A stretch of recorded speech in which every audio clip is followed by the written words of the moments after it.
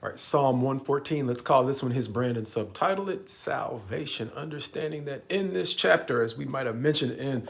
the chapter about Psalm, or the lesson about chapter 113, we mentioned that he is talking about the way in which God delivered the children of Israel out of slavery during their time in Egypt. And the thing that caught my attention most in this chapter, that also seems to break down into three sections, is beyond the organization, which we'll talk about first. Those first two verses talking about that specific time period in which God delivered Israel out of Egyptian captivity, going on to talk in verses 3-6 about how even the elements tremble. And then in verses 7 and 8, talking about the way in which the earth, or other portions of the earth not discussed in verses 3-6, likewise tremble. But adding to that discussion, two things in particular, or at least two times when he is going to talk about they specifically tremble at God's presence. And the reason why I think that caught my attention this time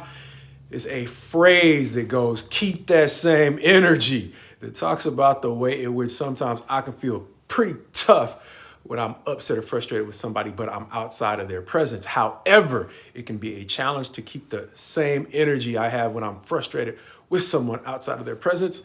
at the point at which I actually got to see them face to face. And so when this psalm is talking about the way in which the elements specifically tremble at the presence of God, it reminded me likewise of the ways in which we can sometimes have trouble keeping that same energy or that same level of courage we have outside the presence of those we are potentially in conflict with. And so understanding that the initial set of verses, the first couple of verses that are talking about the ways in which the children of Israel probably felt relieved at the thought of the presence of the Lord insofar as he was delivering them out of their difficult times, reminded me of the way in which we can likewise have trouble keeping that same energy at his presence once he has taken us out of a position where we need his help and placed us in a position that we might have never expected, in a position where we now have the authority or sway over the lives of others. And so once we've had an opportunity to spend some time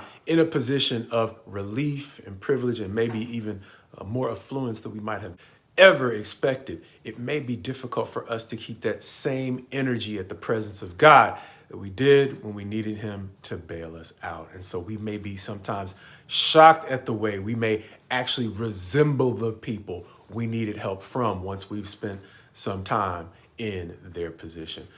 It sometimes goes this way, the saying sometimes goes, be careful judging another person until you've walked a mile in their moccasins.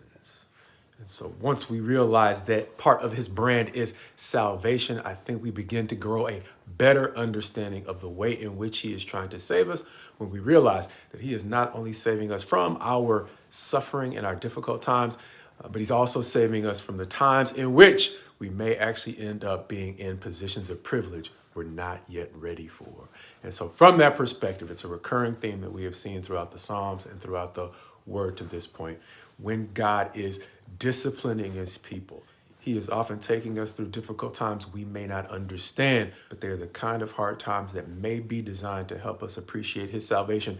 just as much in a position of strength as we might have appreciated it in our times of weakness.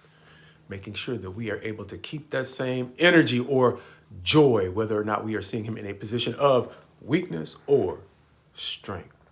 which is why we often say God's best to you as you go forward in him.